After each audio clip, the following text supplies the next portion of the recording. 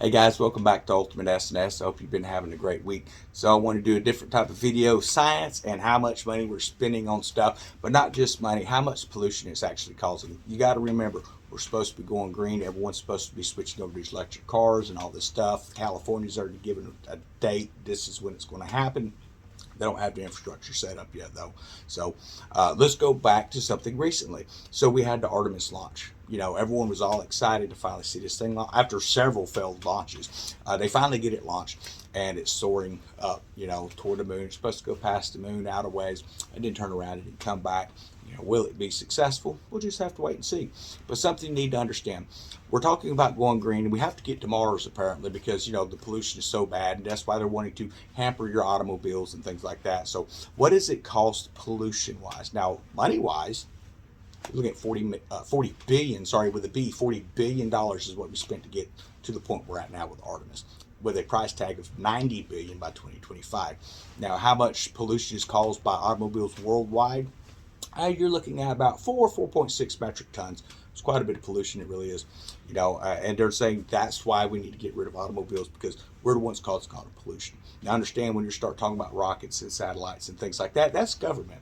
Okay, so there's government expenditures that's coming out of tax money, but it's also government pollution that affects the entire world. So, how much did Artemis put out as far as pollution? 4,000, not 4,000 metric tons. That is a lot. That is a whole lot, man. And that was taking the numbers that's been provided by NASA. So you're looking at 4,000 metric tons for one rocket. You're looking at 4 metric tons. Yeah, I'll call it 4.6. You're looking at 1,000 years worth of pollution in one event. It would took 1,000 years for the automobiles that are currently running on the road. Not assuming that they come out with better gas mileage later, which they are, but 4,000 metric tons. That's 1,000 years of pollution that's put out by cars today. But we're the problem? I don't think so. Science is going to arrive. It's time to change that kind of stuff.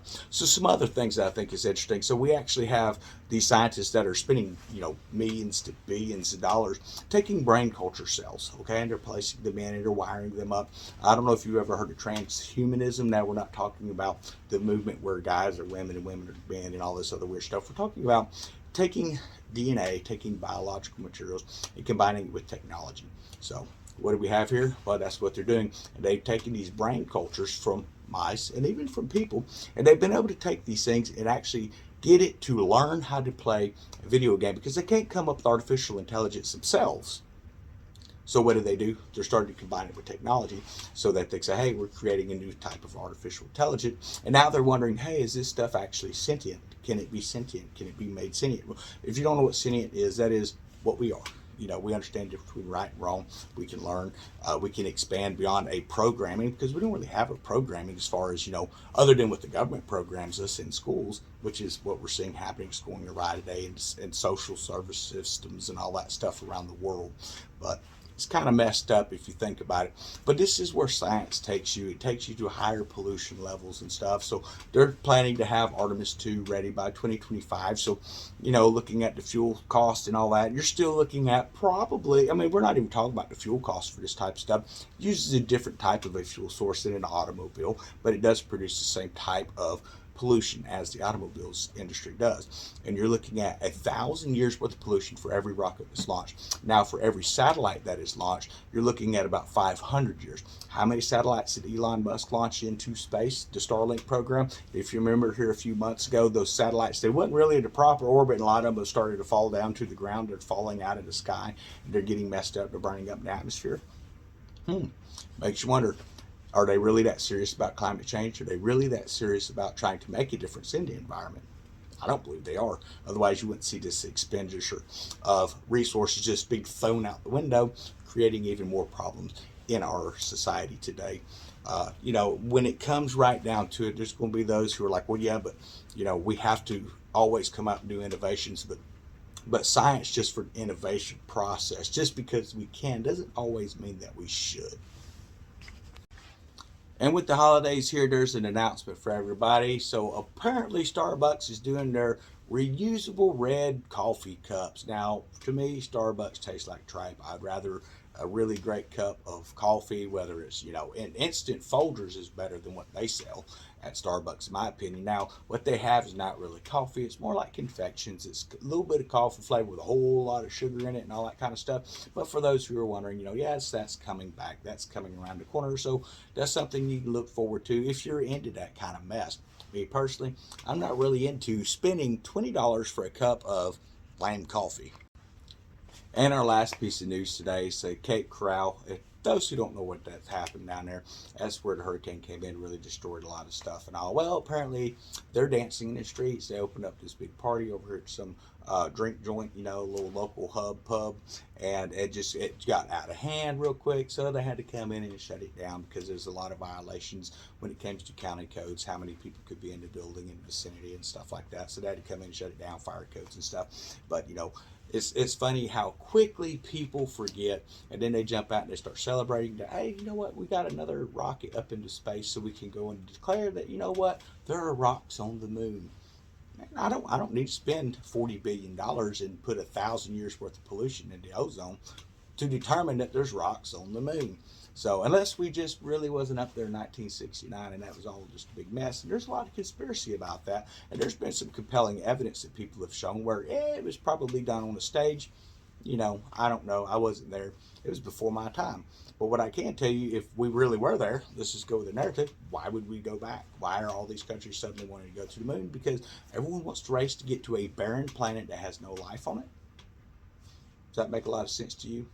The answer to forwarding human life lays on Mars, a barren planet with no growth, nothing there that can sustain you, no oxygen on there, nothing that's going to keep you alive. But we have a lot of stuff here in this country where we can actually reduce industry. Now, you need to understand something. To get the pollution levels reduced, you're going to have to cut back on wasteful spending. $40 billion to launch a rocket. It's going to do 1,000 years worth of damage with one rocket launch. And how many times have we launched rockets in the last 2 years?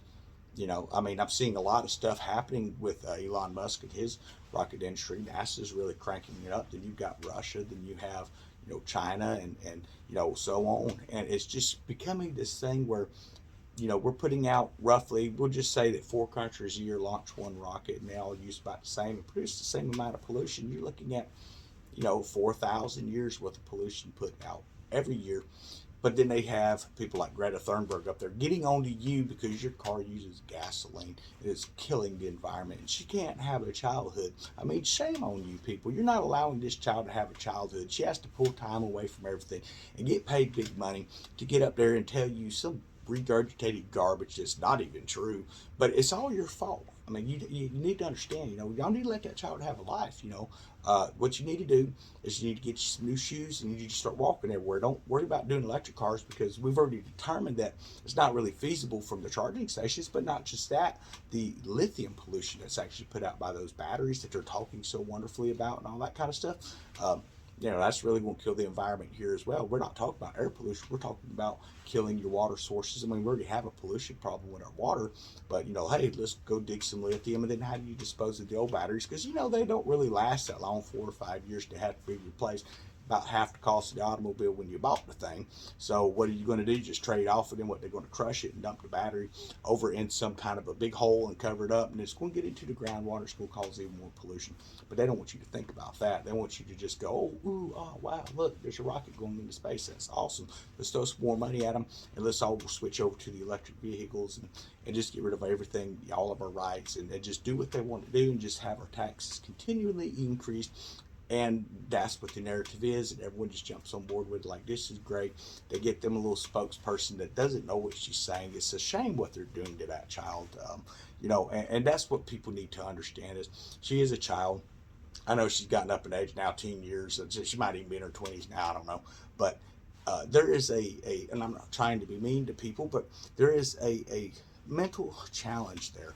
Okay, mental development issue in that child. And they're just saying, this is what you need to get up there. And if anyone questions you or tries to correct you on it, just say, how dare you? Because then everyone's going to go, oh, they're messing with that kid. They shouldn't mess with that kid. People don't like facts. They don't like truth. And the thing about data is you can take data and you can interpret it based off of where the data is leading to, or you can take an outside source and say, you know what, I want this data, and you can manipulate those numbers to prove what it is you want to do. And that's what we see the governments of the world doing. That's what we're seeing happen all over the place. Do you really think they're worried about pollution? Like I said, we just put 1,000 years worth of pollution in the ozone. But they care. Have a wonderful evening.